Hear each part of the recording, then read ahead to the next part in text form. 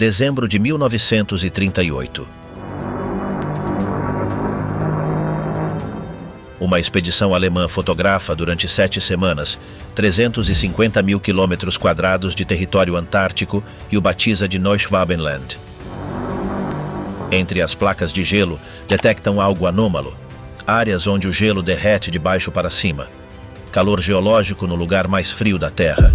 Em janeiro de 1941, um corsário alemão captura 11 barcos baleeiros noruegueses e confisca seus mapas secretos, compilados ao longo de décadas de navegação. Esses mapas indicam as mesmas áreas quentes que a expedição havia registrado. A remessa não passa pela Kriegsmarine, segue diretamente para as SS em Berlim. O primeiro-ministro britânico, Winston Churchill, convocou uma reunião de emergência no Almirantado. Não havia escoltas disponíveis para uma resposta aberta no extremo sul. A solução deveria ser encoberta. Assim nasce a Operação Tabarim. Em janeiro de 1944, 11 homens estabelecem uma estação de escuta secreta em Port Lockroy, na Península Antártica. Lá detectam transmissões em frequência submarina alemã provenientes do interior continental. 20 sinais codificados em 5 meses, emitidos de coordenadas onde não deveria haver ninguém. O que exatamente as SS estavam procurando com aqueles mapas baleeiros? O que levou Londres a responder com uma operação encoberta na Antártida? Qual era a mensagem dessas transmissões alemãs codificadas?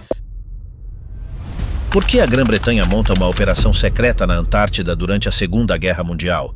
Dezembro de 1943. A Grã-Bretanha entra no seu 4º ano de guerra total.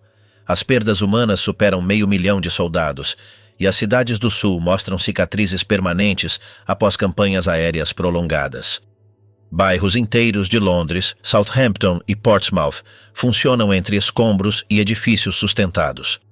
No Atlântico, a guerra naval mantém um ritmo constante de desgaste, comboios que partem, escoltas que nem sempre retornam e uma cadeia logística que se sustenta no limite.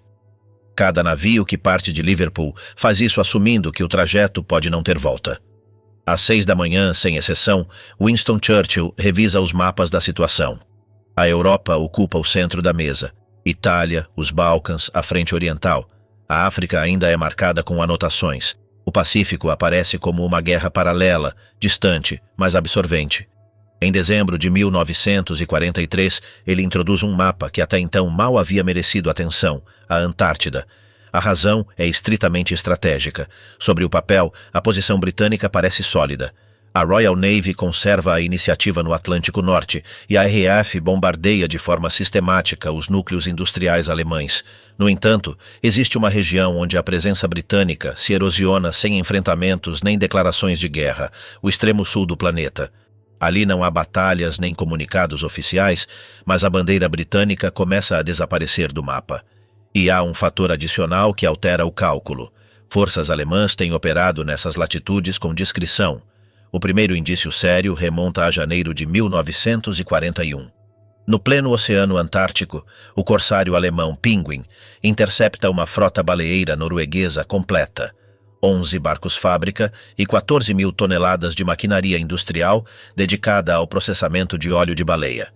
O capitão Ernst Felix Kruder não precisa abrir fogo. Em águas antárticas, sem escolta armada nem portos próximos, a rendição é a única saída.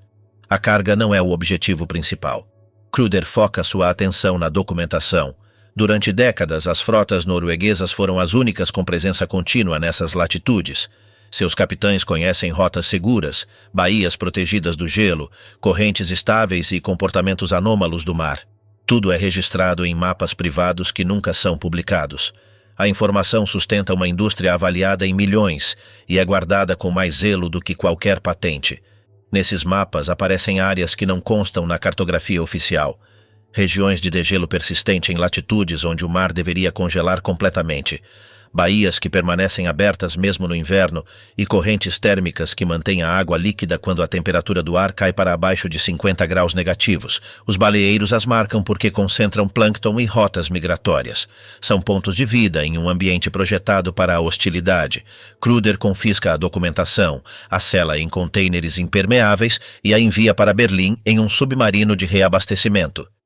O destino é significativo. Os mapas não vão para o Alto Comando Naval nem para um Ministério Econômico.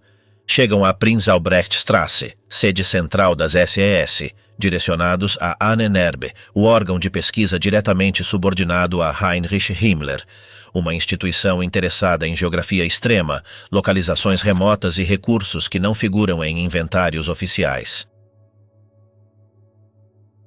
Durante 2 anos, o movimento passa despercebido para Londres, até março de 1943.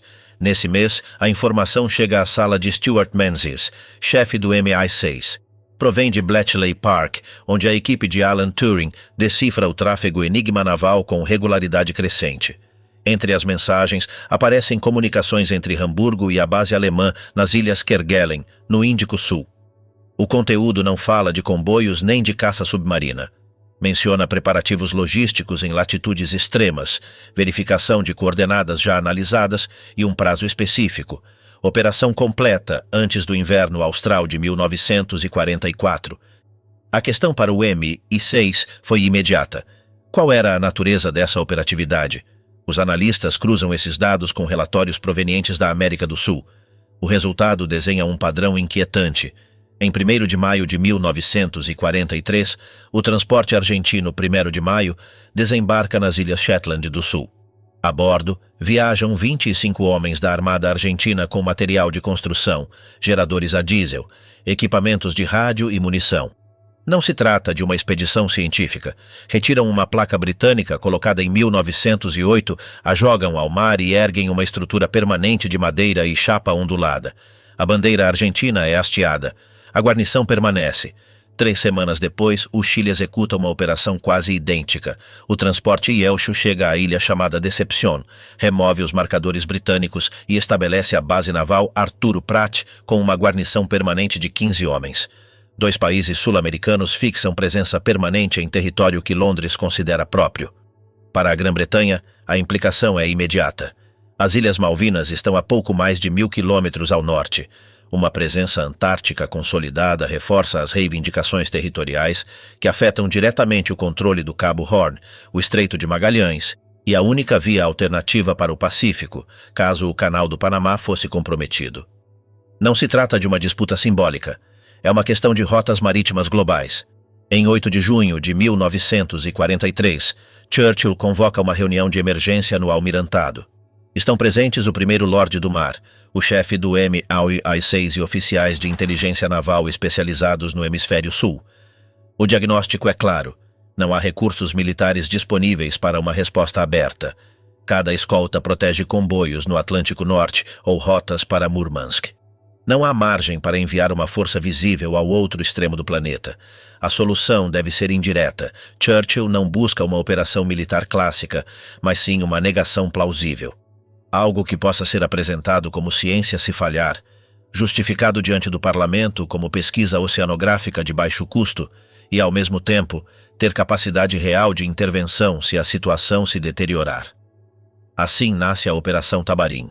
O nome é uma escolha consciente. Tabarim remete a um cabaré parisiense associado a identidades mutáveis e atividades discretas. A missão não figurará nos orçamentos públicos nem nos debates parlamentares. Existirá à sombra. O comando recai sobre James Robert Marr, zoologista marinho de 38 anos. Não é oficial de carreira. Aos 18, participou da expedição Quest de Ernest Shackleton. Passou 2 invernos completos na Antártida e aprendeu que no gelo a hierarquia pesa menos que a experiência prática. Para Marr, a sobrevivência depende de decisões rápidas, não de manuais. Seleciona uma equipe reduzida de 11 homens, todos veteranos da exploração polar, geólogos, meteorologistas, operadores de rádio e um carpinteiro naval bilíngue com conhecimento direto da América do Sul. Nenhum soldado profissional, nenhum oficial acostumado a ordens formais. O material atribuído segue a mesma lógica. 2 barcos. O HMS William Scoresby, baleeiro a vapor reconvertido, desloca 630 toneladas e alcança 8 nós. Seu casco de madeira reforçada evita minas magnéticas e permite operar entre o gelo, onde um casco de aço ficaria preso. Sob sua aparência civil, esconde armamento leve, explosivos e um sistema de rádio cifrado. À primeira vista, parece irrelevante. O segundo navio, o Fitzroy, é uma goleta de carga registrada como transporte científico. Não exibe armamento nem potência. Na realidade, transporta equipamentos de baixa frequência, projetados para interceptar comunicações submarinas. Um complemento silencioso para a missão declarada. Em 14 de novembro de 1943, ambos zarpam de Falmouth com destino oficial a Puerto Stanley. O financiamento vem de fundos classificados do MOLI-6. Não há notificação parlamentar. Para o exterior, é apenas mais uma expedição científica. A travessia é realizada em silêncio de rádio. Cruzar o Atlântico Sul sem escolta, em plena guerra submarina, é uma aposta calculada. Evitam portos sul-americanos, apesar da neutralidade formal da região. No final de novembro, cruzam o Equador. O vigia do William Scoresby detecta um periscópio a 2 milhas. Não há ataque. O objeto reaparece horas depois e desaparece sem contato. A conclusão é inquietante. Não está caçando, está observando, patrulhando. Em 26 de janeiro de 1944, após 73 dias de navegação, os navios chegam a Port Lockroy. A baía permanece parcialmente livre de gelo e conserva os restos de uma estação baleeira abandonada. As primeiras medições revelam uma anomalia térmica clara. A água está mais quente do que o esperado e a temperatura aumenta com a profundidade. Não há tempo para investigar. Em 2 semanas, erguem a base A com estruturas pré-fabricadas, um gerador a diesel e um sistema de rádio capaz de interceptar transmissões submarinas. Em 9 de fevereiro, a bandeira britânica é hasteada. 8 homens permanecem na base. Antes de partir, Marr recebe uma ordem cifrada do almirantado: estabelecer uma segunda base na Ilha Deception. A expedição à Antártida e o código cifrado alemão. Fevereiro de 1944. O verão antártico atinge seu auge, 24 horas de luz acima do Círculo Polar Antártico e temperaturas que chegam a 0 graus Celsius nas costas protegidas. É a única janela do ano para erguer uma base permanente antes que o inverno feche o mar com gelo contínuo, bloqueie as rotas de navegação e transforme qualquer obra em uma aposta impossível. A ordem do almirantado não deixa margem. Base B na Ilha Deception, prioridade máxima, presença chilena confirmada, proceder com cautela. Marr entende a lógica instantaneamente. Port Lockroy serve como âncora britânica na Península Antártica, mas Deception é outra coisa. Um porto natural de qualidade excepcional, protegido das ondas, com uma entrada estreita e um interior onde um barco pode desaparecer da vista. Se alguém opera secretamente no extremo sul, esse lugar é um candidato óbvio. O William Scoresby zarpa em 12 de fevereiro rumo à Ilha Deception. A distância em linha reta é de 148 quilômetros para o sudoeste. Nas cartas náuticas, parece um salto curto. A navegação se torna uma soma de pequenas decisões: velocidade controlada, vigias duplicados, correções constantes e um critério dominante que Marr repete na coberta: não há resgate rápido nessas águas. A viagem consome 3 dias. A tripulação mal descansa. Em cada guarda, a vista se acostuma a detectar diferenças mínimas na textura do mar. Um brilho distinto pode ser uma placa de gelo sob a superfície. Uma sombra irregular pode ser o dorso de um iceberg parcialmente submerso. O casco de madeira reforçada ajuda, mas também impõe uma disciplina. Qualquer golpe, por mais leve que pareça, pode abrir uma via de água que no inverno se transforma em sentença. Em 15 de fevereiro, o William Scoresby chega à única entrada de Deception, Neptune's Bellows. O estreito mede 230 metros de largura. É um canal onde as correntes se tornam violentas e o vento canalizado pode alcançar 60 km por hora, mesmo em dias aparentemente calmos. Não é um lugar para delegar. Marr pega o timão e mantém o barco alinhado com precisão obsessiva. Um erro de 5 metros significa perder o casco contra a rocha vulcânica. O momento de atravessar Neptune's Bellows é breve, mas define tudo o que vem a seguir. No instante em que o barco supera o estreito e entra na caldeira inundada, o mundo muda. Água calma, vento quase nulo, silêncio. Diante deles aparece uma baía circular quase perfeita, de 11 quilômetros de diâmetro, como se o oceano tivesse ficado preso dentro de um anel de pedra. Para uma tripulação acostumada a operar com o mar aberto como ameaça constante, esse interior protegido se sente irreal.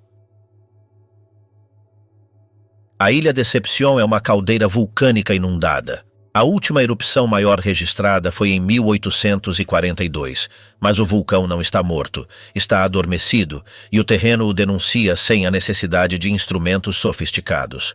Perto da Baía Baleneiros, colunas de vapor sobem da areia negra. Beck mede temperaturas que não se encaixam com uma costa antártica normal. A água do mar que toca certos pontos ferve e a leitura marca 68 graus. A apenas 20 metros terra adentro, há poças termais com água a 42 graus, enquanto o ar exterior continua sendo polar. Beck quer saber se o fenômeno se limita à superfície ou se existe um sistema mais profundo. Ele realiza mergulhos de teste com equipamento leve, sempre com uma margem de segurança rigorosa. A 5 metros de profundidade, encontra algo que confirma suas suspeitas. Fumarolas submarinas expulsando água quente. A coluna ascendente marca 82 graus, o suficiente para causar queimaduras se a pele ficar exposta por muito tempo. A evidência não deixa espaço para dúvidas. O calor não é um acidente superficial, vem do interior da ilha. Então aparece um dado ainda mais estranho. A salinidade da água perto das fumarolas é anormalmente baixa. Beck interpreta o indicador. Não se trata apenas de água do mar aquecida pela rocha. A água doce subterrânea se misturando com o fluxo. Isso implica circulação interna. Água de degelo glaciar que se filtra, desce, se aquece por atividade magmática residual e retorna à superfície por rachaduras vulcânicas. Um sistema hidrotermal completo funcionando em uma ilha antártica. Em termos práticos, a Ilha Deception tem aquecimento natural, constante e disponível o ano todo. Mar não demora a ver o próximo passo. No inverno antártico, o gelo marinho costuma ser o grande bloqueio. Mas uma caldeira com atividade térmica pode manter áreas de água livre, ou, no mínimo, zonas onde o gelo não fecha com a mesma rapidez nem com a mesma solidez. Um submarino poderia se refugiar dentro, operar em segurança e evitar ficar preso. A própria forma do anel vulcânico reduz a exposição e limita as linhas de visão de fora. Em um ambiente onde o reconhecimento depende de janelas curtas de visibilidade, a Ilha Deception oferece cobertura natural. Mar redige um relatório cifrado para o almirantado, direto. Localização ideal para uma base submarina permanente, proteção natural, acesso marítimo o ano todo, capacidade térmica para operações de manutenção. A resposta chega 2 semanas depois e marca o tom oficial da Tabarim.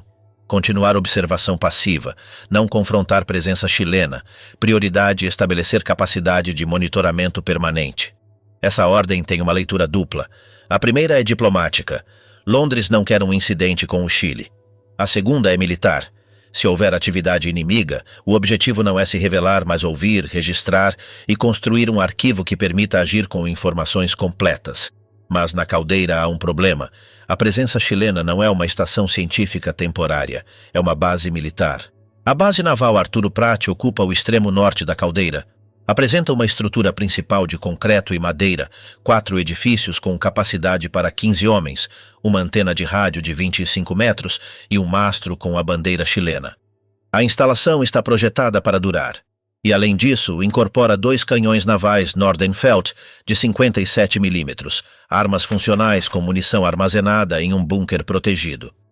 Quando Mar chegou em 17 de fevereiro de 1944, compreendeu imediatamente que estava enfrentando uma presença militar consolidada, não uma expedição científica. O comandante chileno, Tenente I Jaime Costa, citou o decreto presidencial de novembro de 1940 que estabelecia a soberania chilena entre os meridianos. Mar respondeu com a reivindicação britânica sobre as dependências das Ilhas Malvinas, que, segundo cartas administrativas britânicas, abrangiam toda a Península Antártica. Londres não podia abrir uma crise diplomática no Hemisfério Sul, enquanto a Europa absorvia cada navio, cada litro de combustível e cada decisão política prioritária. O Chile, por sua vez, não tinha capacidade naval para enfrentar a Marinha Britânica em águas antárticas sem apoio externo. A discussão territorial foi interrompida quando Costa fez uma pergunta diferente: se a Mar preocupavam os submarinos alemães tanto quanto a ele. A mudança de registro foi deliberada. Costa mencionou 2 avistamentos documentados, periscópios vistos a menos de 5 quilômetros da costa em dezembro de 1943 e janeiro de 1944, ambos desaparecendo antes de obter confirmação fotográfica. As características observadas não coincidiam com embarcações americanas nem britânicas, segundo perfis conhecidos. Mais relevante ainda, 3 semanas antes, operadores chilenos haviam captado uma breve sinalização radioelétrica, uma frequência não identificada, sem capacidade de triangulação precisa com o equipamento disponível, proveniente do setor sul, do interior continental, onde não existiam assentamentos humanos conhecidos nem bases documentadas de qualquer nacionalidade. Mar avaliou a informação em segundos. Se Costa compartilhava dados operacionais sem autorização explícita de Santiago, era porque a ameaça percebida superava considerações diplomáticas normais. Propôs um acordo tácito sem documentação formal. Os britânicos construiriam a base B no extremo sul da caldeira, os chilenos manteriam a instalação no setor norte, as 2 bandeiras continuariam a ondular sem reconhecimento recíproco de soberania, mas ambas as estações compartilhariam todas as informações sobre atividade submarina não identificada nas águas circundantes. O objetivo comum justificava a cooperação operacional, detectar com precisão quem operava nessas águas e que atividades desenvolviam. Costa aceitou com uma condição tácita que ambos compreenderam sem verbalizar completamente. Se Santiago perguntasse sobre cooperação com os britânicos, essa conversa nunca havia ocorrido. Mar respondeu com um código idêntico. Se Londres perguntasse sobre coordenação com o Chile, também não haveria registro. O acordo foi fechado sem assinatura, sem testemunhas, sem protocolo. Apenas a necessidade tática imediata. Em 20 de fevereiro de 1944, os britânicos iniciaram a construção acelerada da Base B no extremo sul da caldeira vulcânica, exatamente 200 metros de distância da instalação chilena. 2 bandeiras nacionais, 2 reclames territoriais vigentes, 0 confrontação armada. Para observadores externos, podia parecer um exercício de presença simbólica sem consequências práticas. Para Mar, representava um movimento estratégico decisivo, porque a verdadeira missão da Tabarim consistia em instalar capacidade de escuta radioelétrica permanente sobre o setor mais isolado da Península Antártica. A geometria era fundamental. Port Lockroy e Deception, separadas por 148 quilômetros de mar aberto, funcionavam operativamente como 2 pontos fixos de um sistema de triangulação radiogoniométrica. Com ambas as estações operando simultaneamente, qualquer sinal radioelétrico captado por uma podia ser cruzado com o bearing da outra, para estabelecer a posição aproximada de origem dentro da área que cobria toda a Península Antártica Ocidental e o setor norte do Mar de Weddell. O objetivo operacional não era interceptar o conteúdo de conversas cifradas, nem decifrar mensagens codificadas em tempo real. Essa tarefa cabia a Bletchley Park, com equipamentos especializados e pessoal treinado em criptoanálise. O objetivo da Tabarim era detectar a presença, confirmar se existiam submarinos operando na região, se estavam funcionando transmissores radioelétricos terrestres e se alguém estava desenvolvendo atividades organizadas na zona, onde teoricamente não deveria existir atividade humana alguma durante o inverno antártico. A simples detecção de um sinal intencional em frequências conhecidas de uso militar alemão constituía dado de inteligência de alto valor, independentemente da capacidade de decifrar seu conteúdo.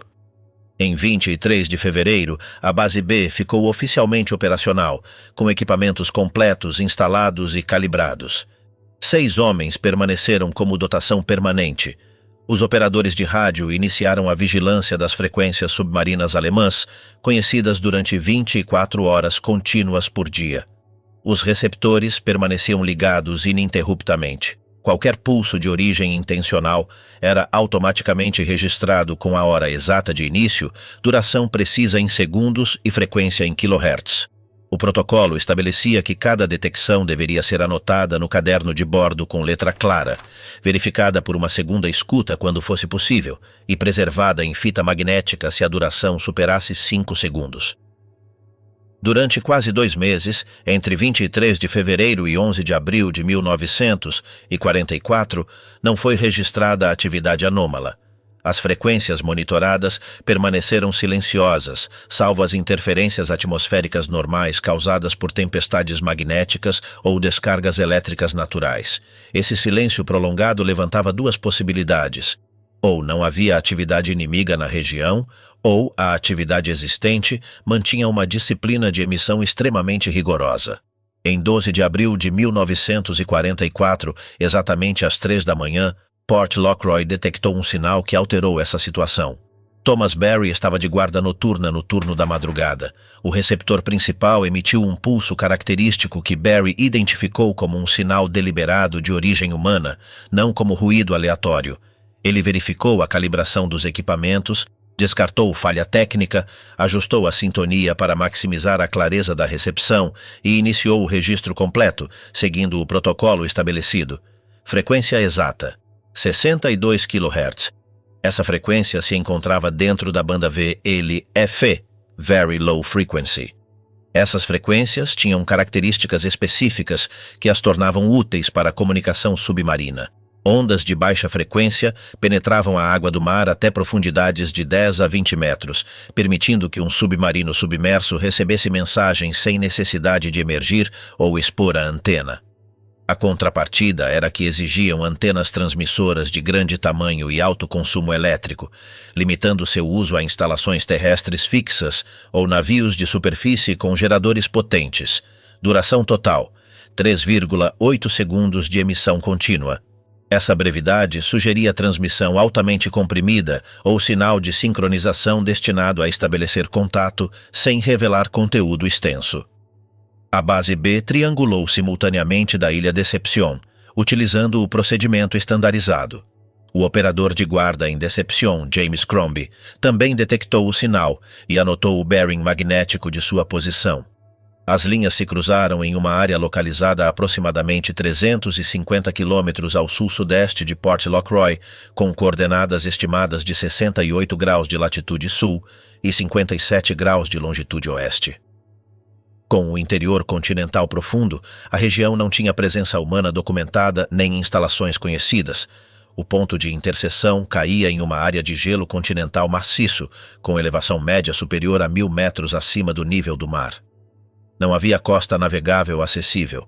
Falésias de gelo de mais de 100 metros caíam verticalmente em direção ao mar permanentemente congelado.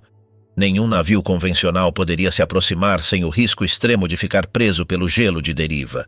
Nenhum avião disponível em 1944 poderia aterrissar em condições polares extremas sobre uma superfície não preparada, especialmente durante o outono antártico, quando as temperaturas já caíam para menos 40 graus e as condições meteorológicas se deterioravam rapidamente. No entanto, alguém estava transmitindo sinais radioelétricos deliberados dessa localização, considerada inacessível por meios convencionais. Barry procedeu a uma análise técnica detalhada do sinal registrado, seguindo os protocolos de inteligência de sinais. Não detectou modulação de voz humana através da inspeção auditiva nem da análise da forma de onda. Não identificou padrões compatíveis com comunicação falada codificada por sistemas conhecidos. Os pulsos individuais eram excessivamente regulares, com intervalos matematicamente precisos, o que descartava a origem manual por manipulação de chave Morse convencional. Era um código automático gerado por dispositivo mecânico de transmissão. Barry realizou a contagem exata através da análise da gravação: 32 pulsos individuais distribuídos em 3,8 segundos de emissão total. Essa cadência específica era perfeitamente compatível com a velocidade operacional de equipamentos de cifragem mecânica alemã do tipo Enigma, adaptados para transmissão radioelétrica automatizada. Os sistemas Enigma navais alemães conhecidos operavam tipicamente entre 8 e 10 pulsos por segundo quando transmitiam por dispositivos automáticos, velocidade ótima que equilibrava a rapidez de transmissão em condições de propagação difíceis. Se esse padrão técnico específico correspondesse efetivamente a equipamentos de origem alemã operando em território antártico, então necessariamente existia uma infraestrutura de suporte considerável. Fornecimento estável de energia por meio de geradores ou baterias de alta capacidade, pessoal operador treinado em procedimentos de cifragem e transmissão, e capacidade de manutenção técnica para equipamentos eletromecânicos complexos em ambiente polar extremo. Era um ponto operacional com infraestrutura permanente e capacidade de comunicação sustentada durante um período prolongado. A análise técnica completa foi enviada ao Almirantado Britânico por meio de mensagem cifrada, programada com Porto Stanley. A resposta oficial demorou exatamente 11 dias para chegar de Londres, tempo que incluiu o processamento da mensagem na inteligência naval, consulta com seções especializadas e formulação de instruções operacionais. Quando finalmente chegou, a mensagem foi extraordinariamente fria. Continuar o monitoramento sem interrupção, registrar absolutamente todas as transmissões detectadas, independentemente da duração ou do conteúdo aparente, não tentar investigação física da origem sob nenhuma circunstância, não transmitir conteúdo detalhado da análise técnica por rádio aberto, nem mesmo usando sistemas de cifragem padrão considerados seguros. A ordem explícita de não investigar fisicamente a origem dos sinais representava um controle estrito de informações classificadas e avaliação de riscos. Existia material considerado sensível demais para ser arriscado em transmissão radioelétrica sob qualquer circunstância, mesmo usando sistemas de cifragem de maior nível disponíveis. A razão era técnica e bem fundamentada. Os serviços de inteligência britânicos sabiam desde 1940 que a Alemanha havia conseguido decifrar vários sistemas de cifragem aliados por meio de combinação de captura de material, análise criptográfica e erros operacionais. A possibilidade de que comunicações sobre a detecção de uma base alemã na Antártida fossem interceptadas e decifradas pelo inimigo representava um risco inaceitável que poderia comprometer toda a Operação Tabarim e alertar os alemães de que sua presença havia sido detectada. Durante os 5 meses seguintes, entre abril e setembro de 1944, as duas bases britânicas registraram 19 sinais radioelétricos adicionais, todos provenientes da mesma região geográfica aproximada, de acordo com a triangulação repetida, todos em frequências conhecidas de comunicação submarina alemã dentro da mesma banda. A consistência do padrão indicava uma atividade organizada e sustentada. Apareceu um detalhe operacional ainda mais significativo que confirmava a presença de uma instalação permanente com procedimentos estabelecidos. Os sinais não ocorriam aleatoriamente distribuídos durante as 24 horas do dia, mas se concentravam sistematicamente em faixas horárias específicas e previsíveis. Barry ordenou cronologicamente todos os registros acumulados e executou uma análise estatística básica por meio de tabulação manual. Detectou um padrão repetitivo absolutamente claro. As transmissões ocorriam predominantemente entre 2 e 4 da manhã, ou alternativamente entre as mesmas 2 e 4 da tarde, usando a hora local de Port Lockroy como referência. Nunca foram registradas transmissões durante a noite inteira sem interrupção. Nunca durante todo o dia de forma contínua. A concentração em janelas específicas era estatisticamente significativa e descartava a casualidade.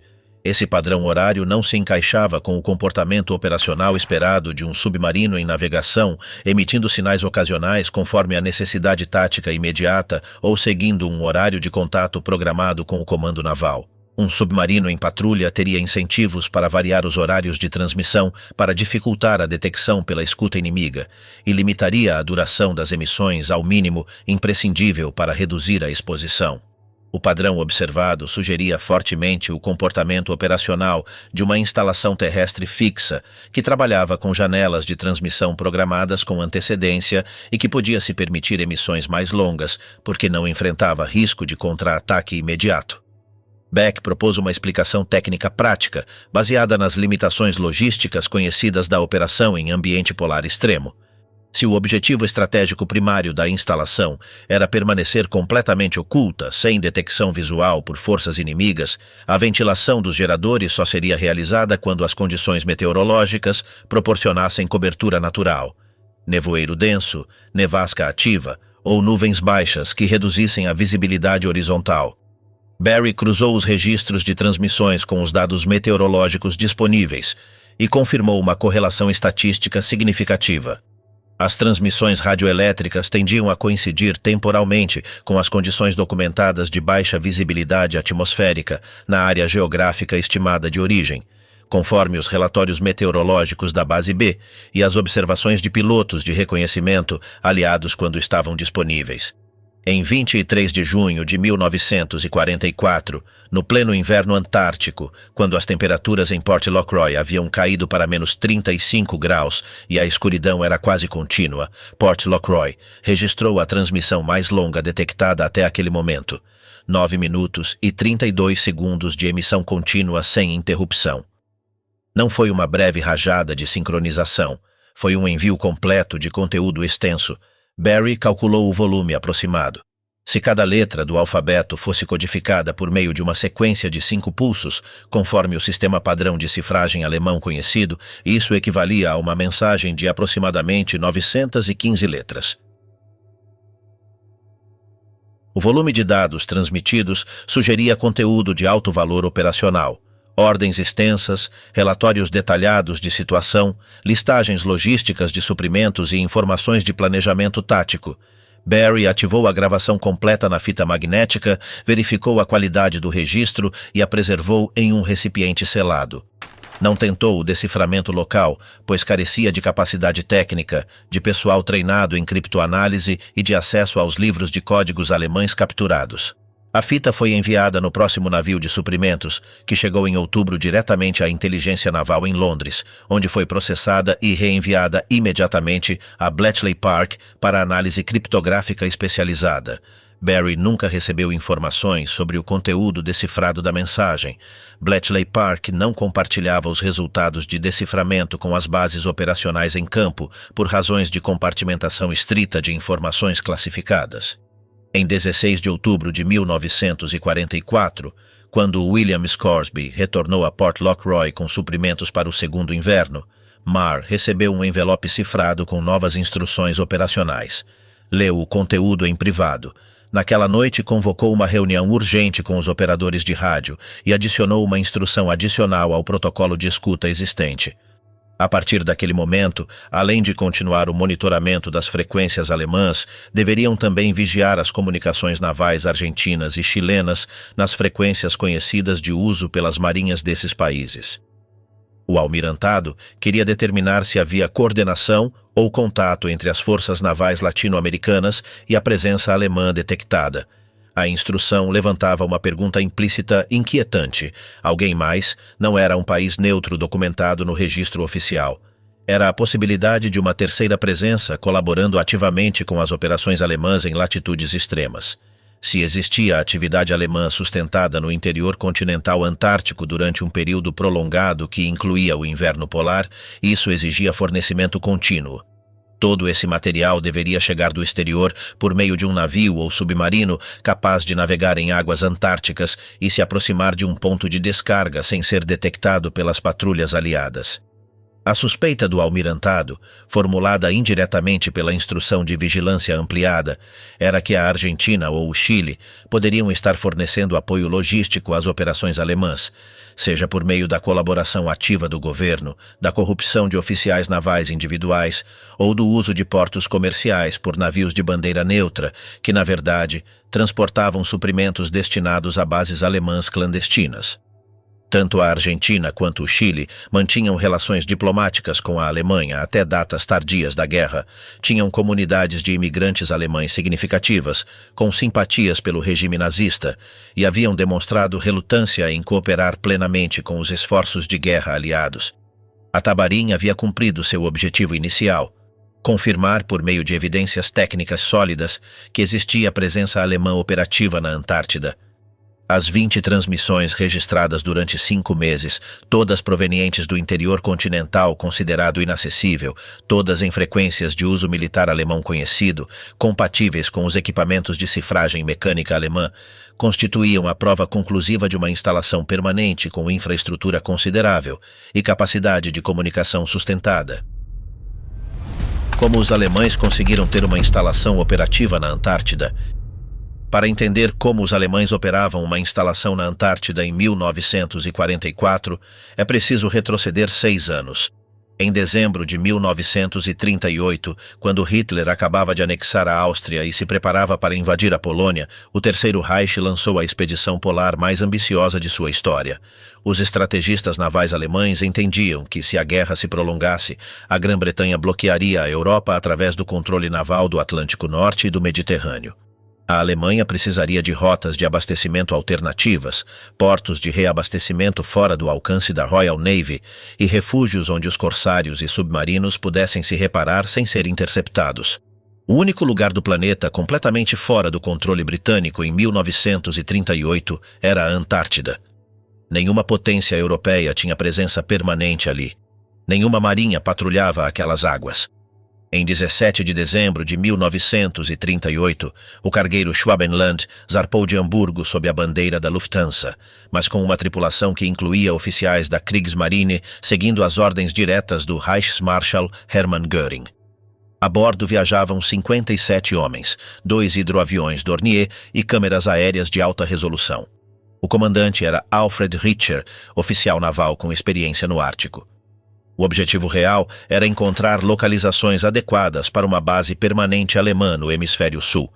O Schwabenland navegou por 39 dias, cruzando o Atlântico e contornando o Cabo da Boa Esperança. Em 19 de janeiro de 1939, chegou às coordenadas-alvo, em frente à costa da Terra da Rainha Maud. Richter lançou imediatamente os Dornier na primeira missão de reconhecimento fotográfico.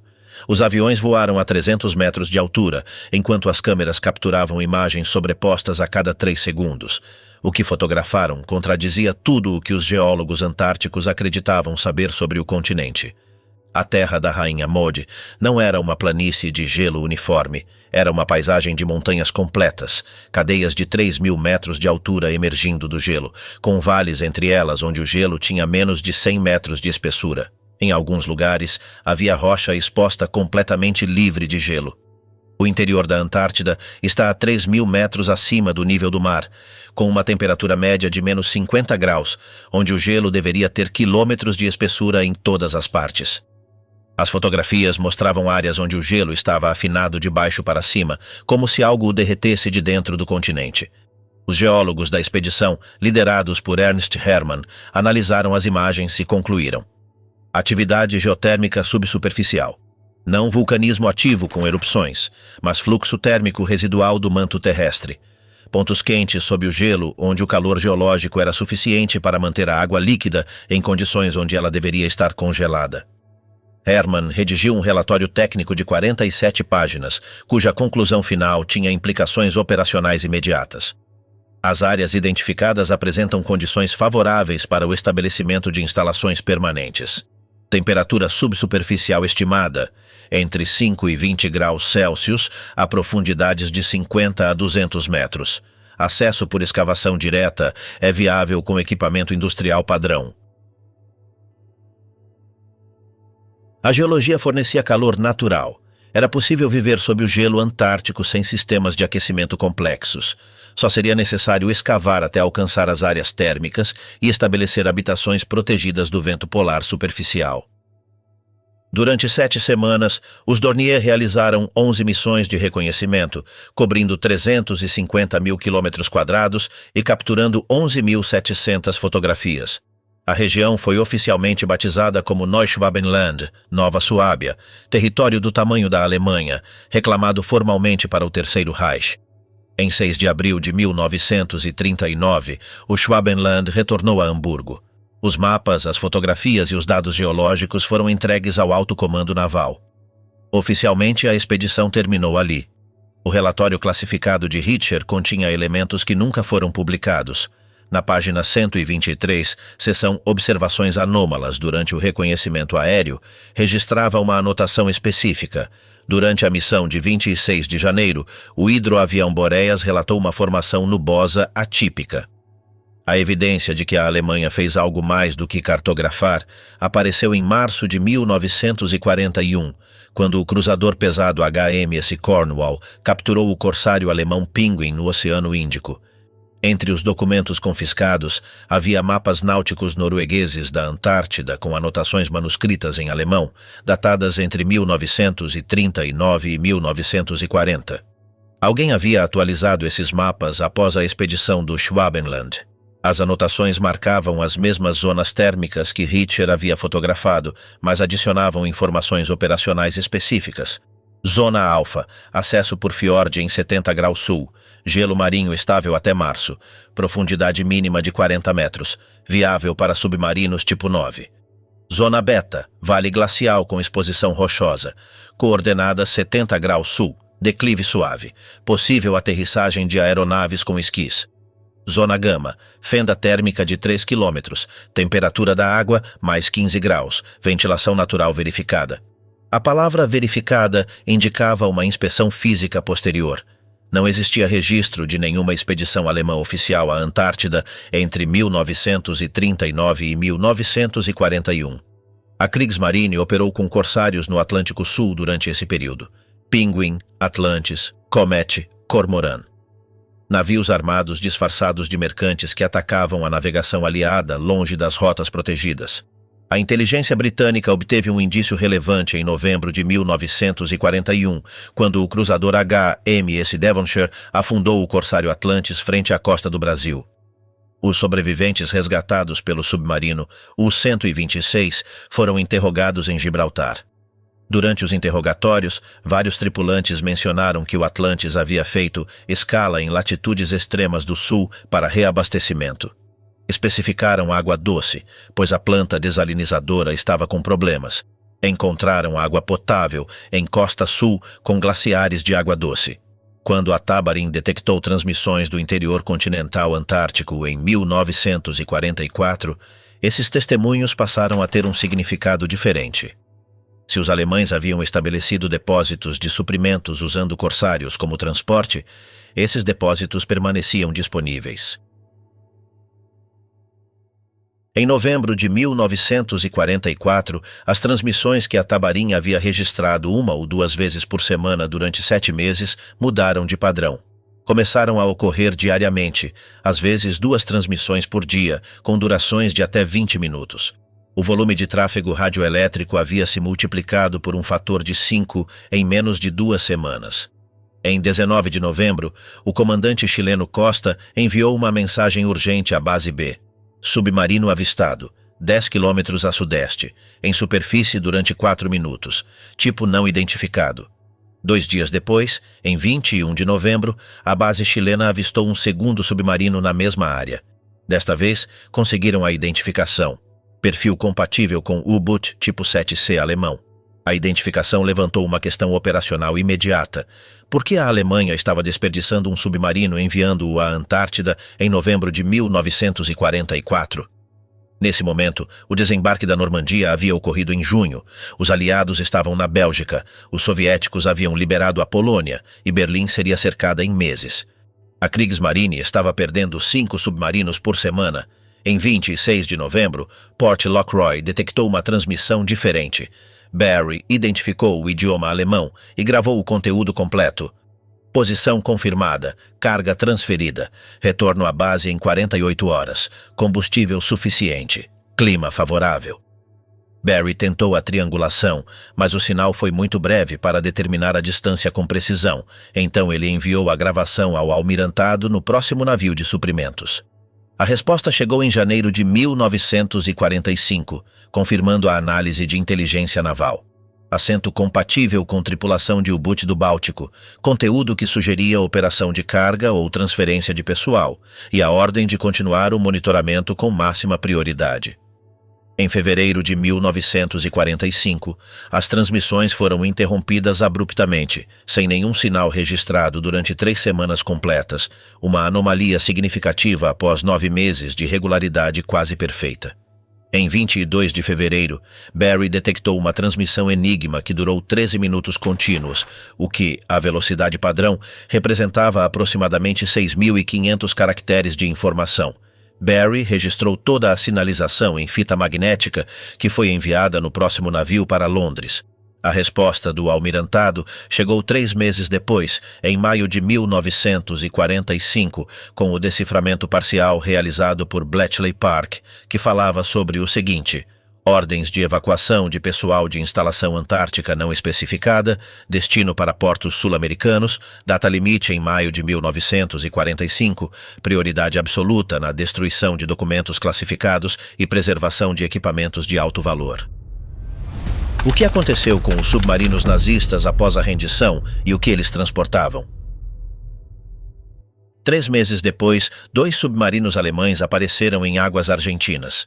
O U-530 chegou a Mar del Plata em 10 de julho de 1945, 2 meses depois da rendição alemã, em 8 de maio. O comandante Otto Wermuth declarou que havia partido de Kiel em 19 de fevereiro. O U-977 chegou em 17 de agosto de 1945. O comandante Heinz Schäfer declarou que havia navegado da Noruega em maio. Ambos os submarinos chegaram com as tripulações completas, mas sem torpedos, sem munição e com as provisões quase esgotadas. As autoridades argentinas os internaram, mas não permitiram uma inspeção completa por parte da inteligência aliada até meses depois. Quando finalmente as inspeções foram realizadas, os submarinos haviam sido esvaziados de toda a documentação e equipamentos. Os interrogatórios dos tripulantes não produziram informações conclusivas. Wermuth e Schäfer declararam que haviam navegado diretamente dos portos europeus, sem escalas no hemisfério sul. A análise do consumo de combustível e das provisões pela inteligência naval aliada determinou que ambos os submarinos haviam feito pelo menos uma escala prolongada em uma localização não declarada durante o trânsito atlântico. As declarações dos tripulantes continham inconsistências quanto às datas e posições que nunca foram resolvidas. A inteligência britânica cruzou as datas com os registros da Tabarim. A transmissão Enigma de 22 de fevereiro de 1945 ocorreu quando o U-530 declarou ter partido da Europa. A chegada de ambos os submarinos à Argentina em julho e agosto coincidiu com o prazo de maio especificado na transmissão decifrada. Os mapas de Schwabenland, de 1939, haviam identificado as zonas térmicas habitáveis. Os mapas capturados do Pinguim em 1941 mostravam as anotações verificadas. As transmissões detectadas pela Tabarim entre abril de 1944 e fevereiro de 1945 provinham dessas coordenadas. A transmissão de fevereiro de 1945 ordenava a evacuação para os portos sul-americanos. Os submarinos, o 530 e o 977, chegaram à Argentina, mas esses 2 submarinos não foram os únicos.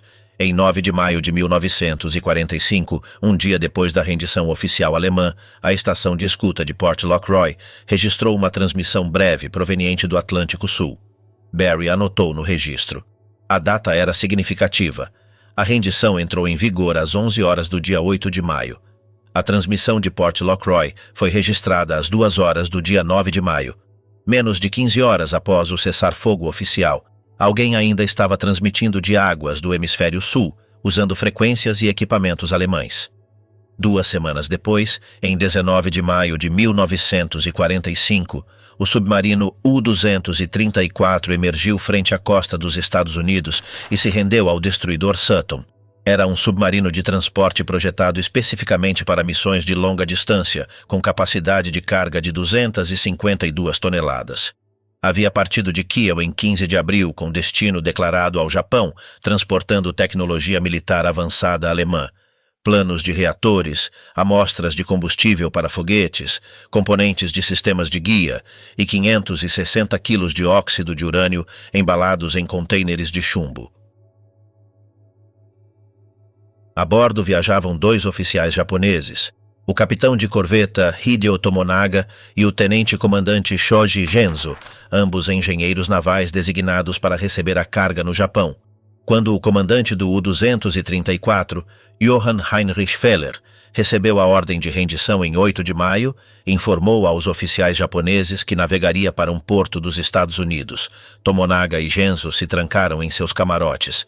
No dia seguinte, 10 de maio, ambos foram encontrados mortos. Eles haviam ingerido luminol, um composto utilizado nos mecanismos dos torpedos que causa morte por envenenamento em aproximadamente 2 horas. Os corpos foram lançados ao mar com um cerimonial militar antes que o U-234 chegasse ao porto dos Estados Unidos.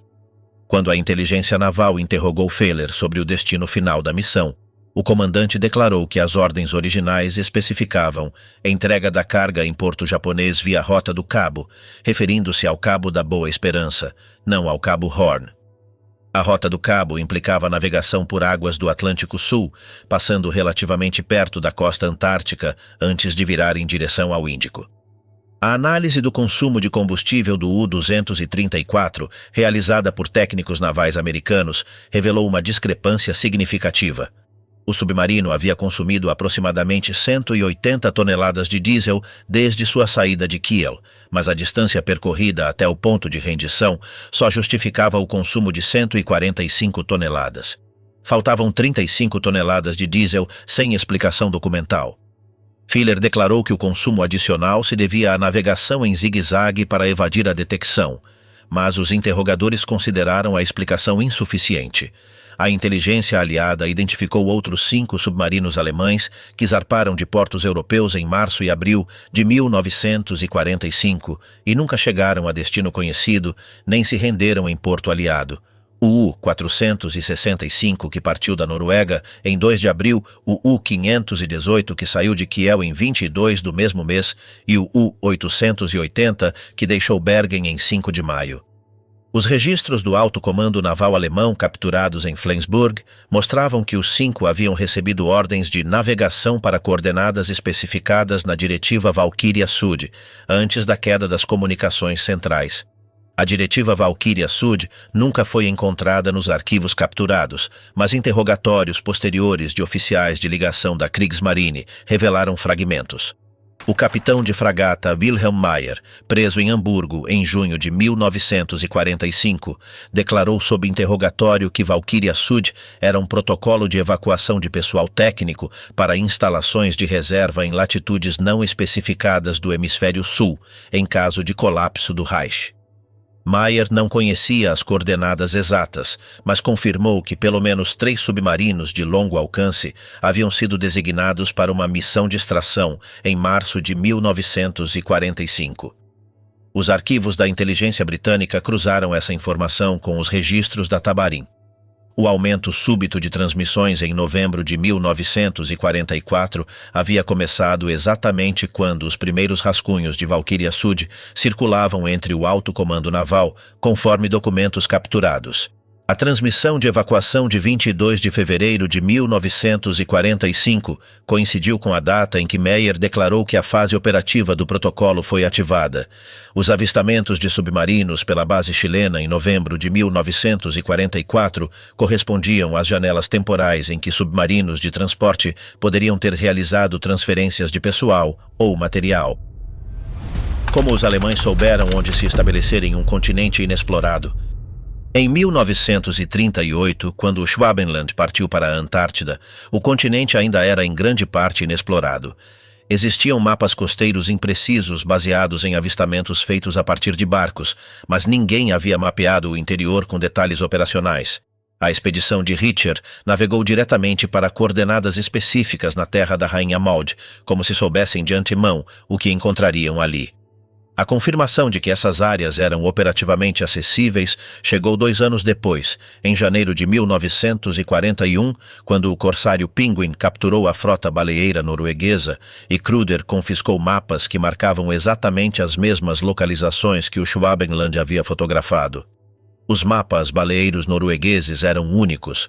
As frotas norueguesas haviam operado em águas antárticas de forma contínua desde 1905, acumulando 36 anos de observações que nenhuma expedição científica poderia igualar.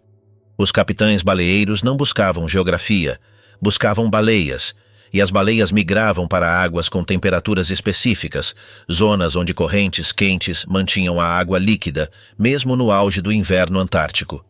Os mapas marcavam essas áreas como águas quentes ou zonas de caça preferenciais. Incluíam anotações sobre baías que nunca se congelavam completamente, correntes térmicas anômalas, acessos navegáveis protegidos do vento dominante e temperaturas da água medidas em locais específicos durante diferentes meses do ano. Era conhecimento operacional acumulado através de observação direta repetida, não por meio de expedições pontuais. Quando a inteligência britânica capturou o pinguim 2 meses depois, em março de 1941, encontrou, entre os documentos confiscados, mapas náuticos noruegueses da Antártida com anotações manuscritas em alemão. As anotações marcavam as mesmas áreas que o Schwabenland havia fotografado em 1939, mas adicionavam informações que só poderiam provir do conhecimento baleeiro. Profundidades mínimas para navegação submarina, estabilidade do gelo marinho por temporada, temperaturas da água verificadas por medição direta. Os corsários alemães que operaram no Atlântico Sul entre 1939 e 1941 não só atacavam a navegação aliada, também verificavam informações geográficas que a Alemanha havia obtido de fontes norueguesas. O governo norueguês em exílio, operando de Londres após a invasão alemã em 1940, cooperou completamente com a inteligência britânica. O rei Haakon VII e seu governo forneceram acesso aos arquivos das companhias baleeiras norueguesas, cópias de cartas náuticas similares às capturadas por Kruder e depoimentos de capitães baleeiros sobre as zonas anômalas que haviam observado durante décadas de operações antárticas. James Marr havia trabalhado com baleeiros noruegueses na década de 1920. Conhecia pessoalmente vários capitães cujas frotas haviam sido capturadas pelo pinguim. Quando o almirantado britânico planejou a Operação Tabarim em 1943, a inteligência norueguesa forneceu informações críticas sobre quais localizações específicas deveriam ser monitoradas. A escolha de Port Lockroy como localização para a base A não foi aleatória. Foi uma recomendação direta baseada em mapas baleeiros que identificavam a baía como uma zona com anomalia térmica permanente. A inteligência britânica cruzou os mapas capturados do pinguim com as cópias norueguesas disponíveis e com os relatórios da expedição Schwabenland. As 3 fontes coincidiam. As zonas térmicas que Hermann havia identificado por meio de fotografia aérea em 1939 eram as mesmas zonas quentes que os baleeiros noruegueses marcavam em seus mapas desde 1905. O óleo de baleia era um recurso industrial crítico para a Alemanha. Antes da guerra, a Alemanha importava 200.000 toneladas anuais que eram utilizadas para produzir lubrificantes de aviação que funcionavam a baixas temperaturas, glicerina como base para explosivos industriais e graxas para sistemas hidráulicos em tanques e aviões. O bloqueio britânico cortou esse fornecimento em 1939. Capturar a frota norueguesa em 1941 não só proporcionava a produção imediata de óleo, proporcionava os mapas que mostravam onde as frotas operavam, como navegavam em águas antárticas e onde estavam localizadas as áreas de maior concentração de baleias.